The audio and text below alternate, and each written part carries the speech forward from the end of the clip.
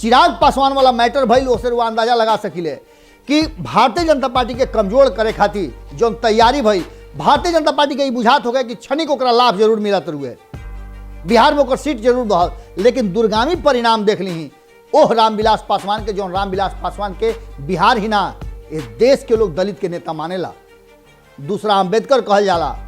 वो रामविलास पासवान के मृत्यु के होते उनका पार्टी के अलग अलग खंड में विखंडित कर देना, भारतीय जनता पार्टी से दूर कर देना, यह बात के तरफ इशारा कर रहा बा कि कहीं ना कहीं पूरा प्लानिंग वे में नीतीश कुमार बदला ले ले बाड़े। वह बुझ गई होगा कि का हो रहा बा बिहार से, यानी कि 12% जो वोटर बाड़े उ मेन ओमे रोल निभावेले। ब्राह्मण के गरियवले जीतन राम मांझी, तो सौंसे सवर्ण समाज बा उनका साथे खड़ा हो गई, यानी कि तू कैसे गरियवल, काहे गरियवल, हमनी के ब्राह्मण के पूछी ले जा आ तू गरियब कैसे। अरनी सेना करनी सेना दुनिया जहान हई हऊ ब्राह्मण भूमिहार सारा मंच खड़ा हो गई, जितना सवर्ण के मंच रहा कि जीतन राम मांझी गलत कही, लेकिन दूगो लोग एक सपोर्ट करता और तीसरका मुंह में जाब लगा के बोल कहल जा रहा बा कि योगी आदित्यनाथ के नाम पर चुनाव लड़ल जाए। योगी आदित्यनाथ के कद बढ़ावे खातिर बिहार से भी कई गो नेता योगी आदित्यनाथ के भजन कीर्तन गा रहा बड़े, लेकिन ये बात केंद्रीय नेतृत्व तो समझ गई बा कि योगी आदित्यनाथ पर यदि उत्तर प्रदेश छोड़ दिया तो सरकार बनल असंभव बा। यह कारण बा कि रुआ देखले होगा कि नरेंद्र मोदी प्रधानमंत्री खुद अपना हाथ में उत्तर प्रदेश के कमान ले ले बाड़े, लगातार सभा करना, मीटिंग करना और केंद्र के सत्ता के राष्ट्रवाद के गोली चुसाना, समाजवाद के गोली चुसाना, जातीय समीकरण जोड़ना, यह बात की तरफ इशारा कर रहा बा कि भारतीय जनता पार्टी के आभास हो गई बा। और जो भारतीय जनता पार्टी के इंटरनल सोर्स वाले वो बता दे रहा बड़ा कि उत्तर प्रदेश में स्थिति खराब हो रहा बा, सत्ता पलटे खातिर बहुत बड़ा संविधा के काम करी। जैसे देख लो कि बहुत सारा संविधा के मिला करके हवन कल जाला और कहल जाला कि वातावरण बदल जाई, वातावरण शुद्ध हो जाई। वैसे ही राजनीतिक वातावरण के बदले के कोशिश में इस सारा लोग अलग अलग जड़ी बूटी मिला करके और एक जगह इकट्ठा होकर के तैयारी करता, यानी नया समीकरण की तैयारी में कहीं ना कहीं भारतीय जनता पार्टी के सत्ता से बेदखल करे के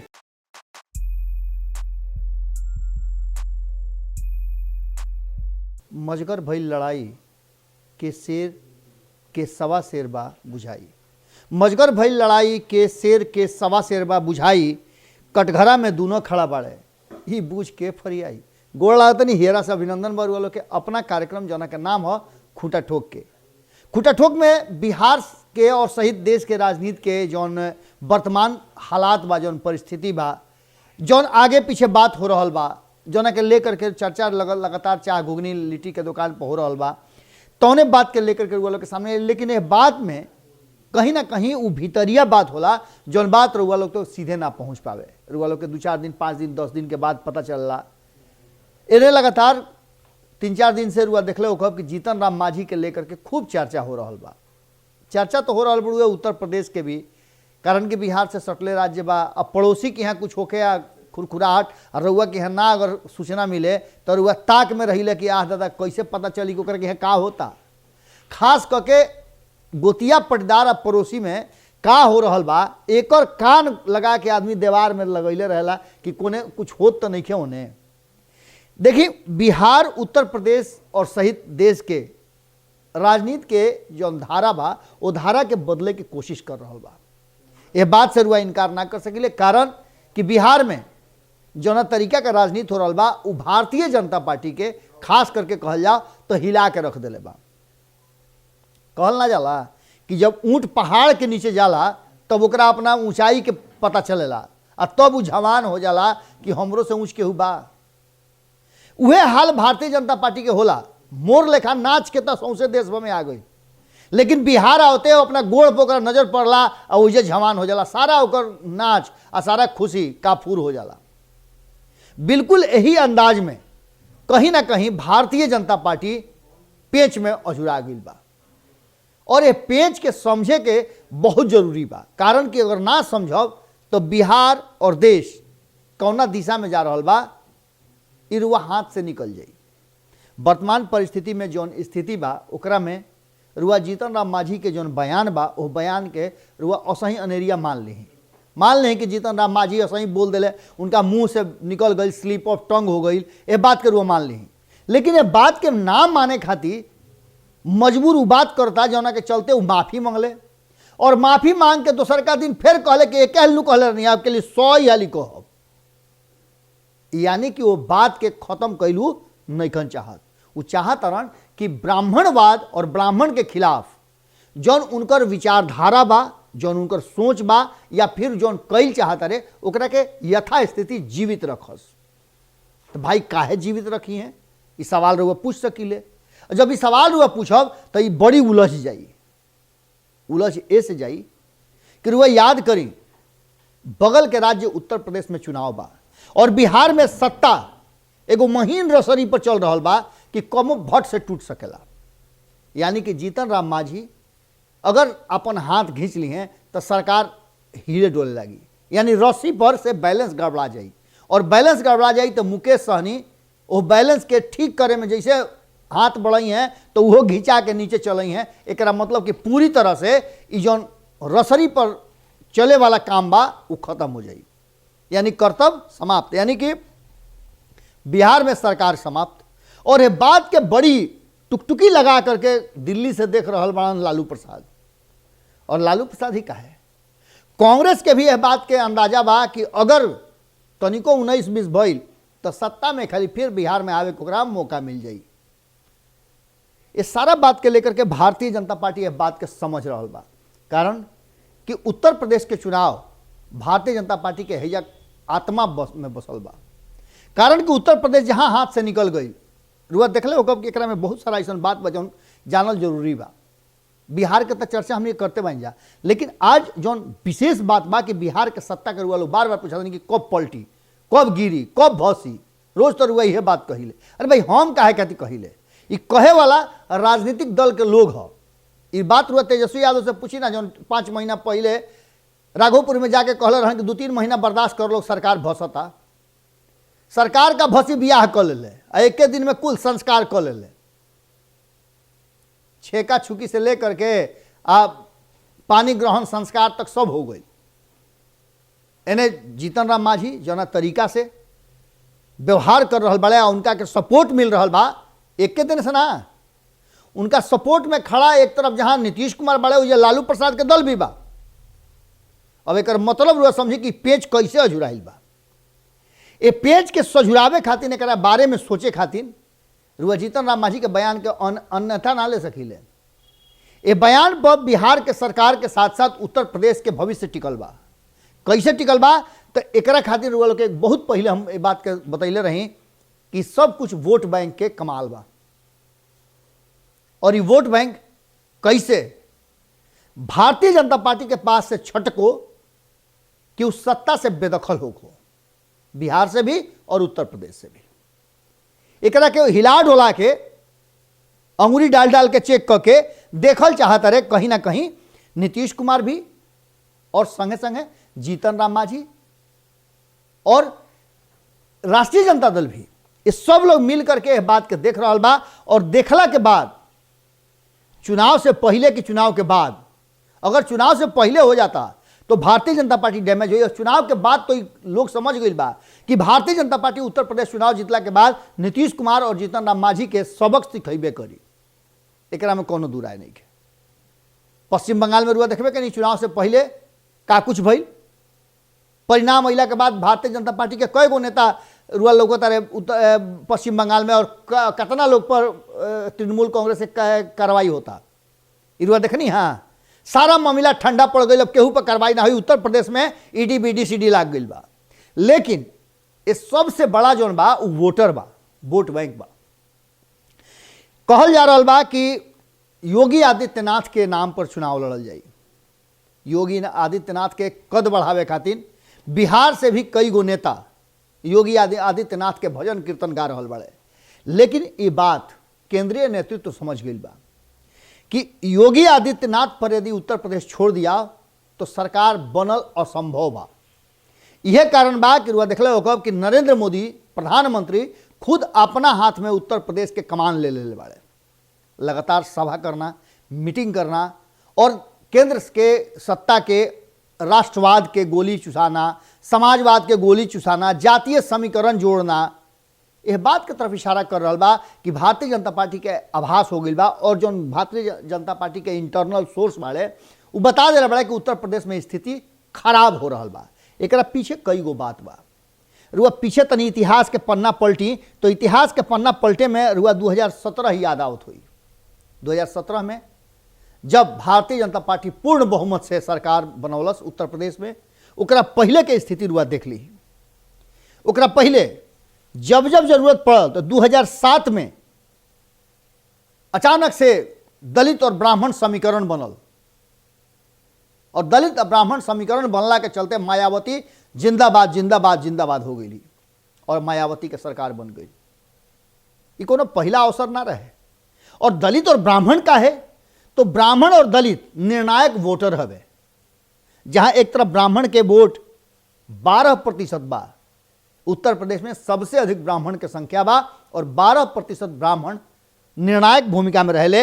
वही अगर बात करी तो दलित के वोटर जो बाड़े वो 21% बाड़े। ये दोनों जब एक जगह हो जाले तो उधर जीत के पूरा पूरा गारंटी हो जाला।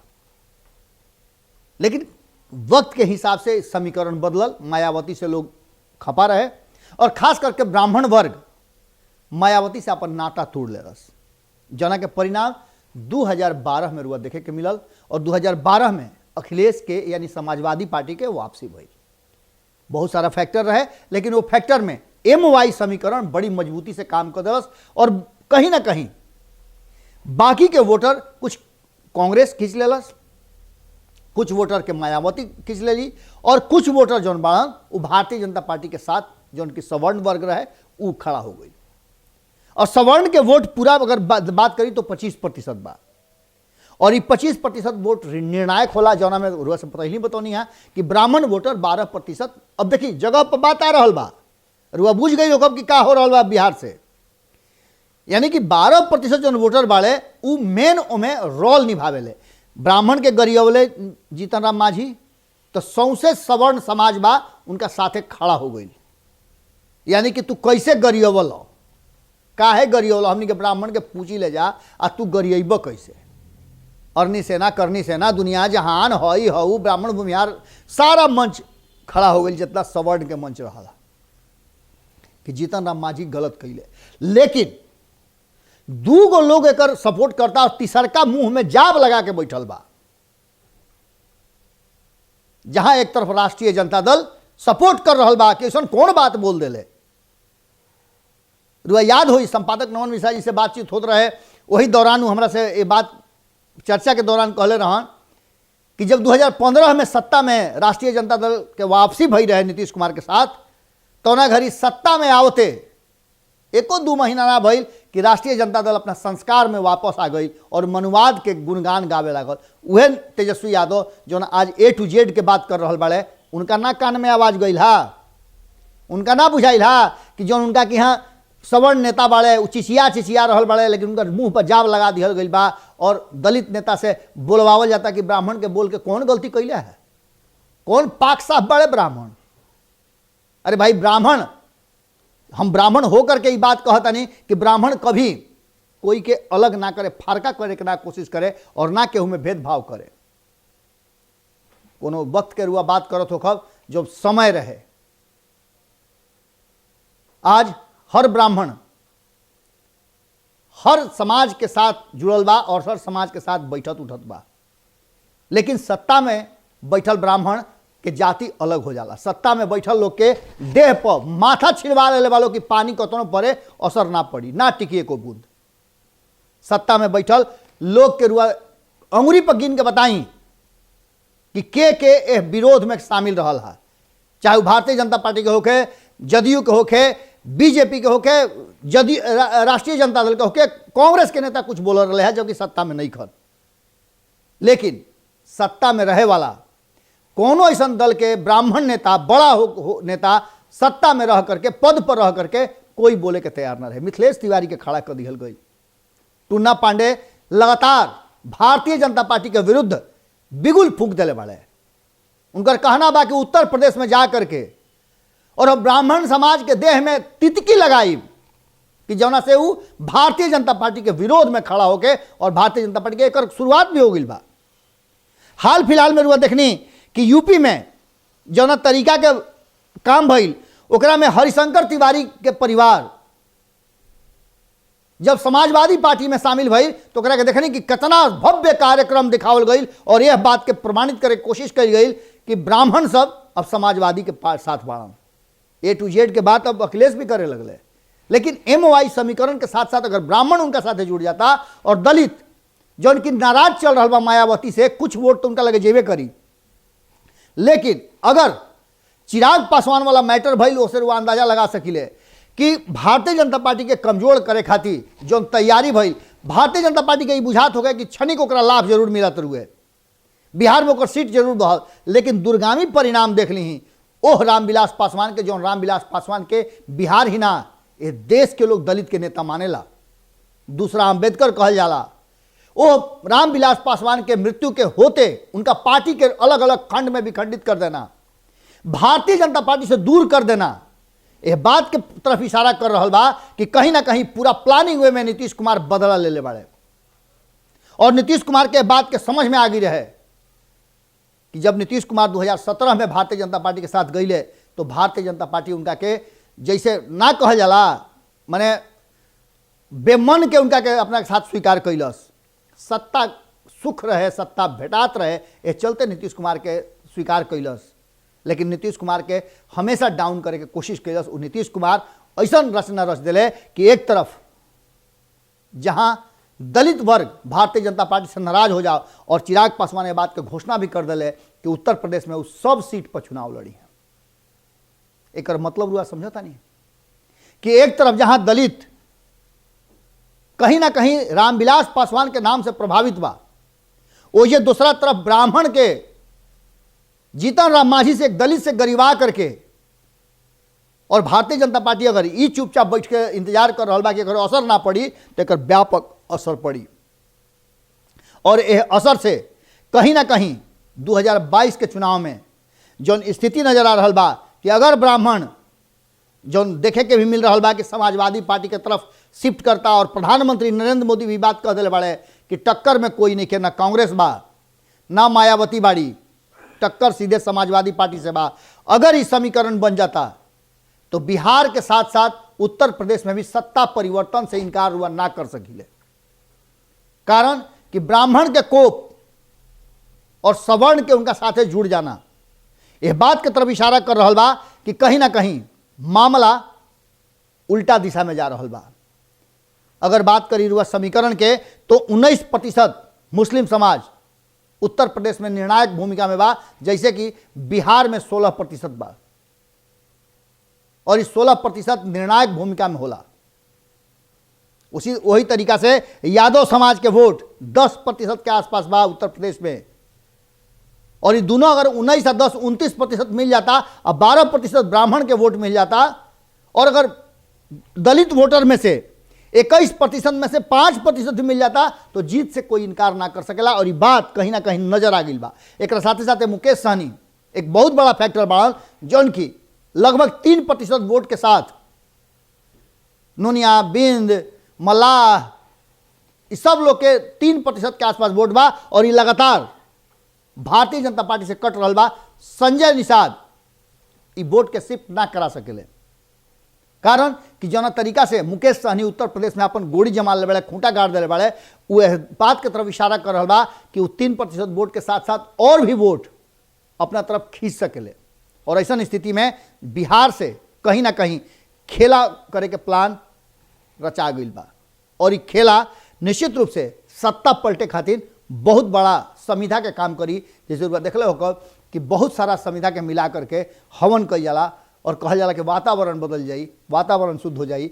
वैसे ही राजनीतिक वातावरण के बदले के कोशिश में इस सारा लोग अलग अलग जड़ी बूटी मिला करके और एक जगह इकट्ठा होकर के तैयारी करता, यानी नया समीकरण के तैयारी में कहीं ना कहीं भारतीय जनता पार्टी के सत्ता से बेदखल करे के पूरा प्लान चल रहा बा। ये सिर्फ बिहार से ही ना, बिहार होते हुए उत्तर प्रदेश, उत्तर प्रदेश होते हुए गुजरात और गुजरात के बाद जब कहनी तो गुजरात से याद आ गई कि जौन तरीका से भारतीय जनता पार्टी लगातार सत्ता में रह करके मुस्लिम समाज भी बात समझ गई बा कि भारतीय जनता पार्टी सत्ता में रही तो वोट उनकर दिहल और ना दिहल जीते खातिर वोट दिहल ना दिहल बराबर बा, कारण कि उनका वोट के कोई वैल्यू ना रह जाई।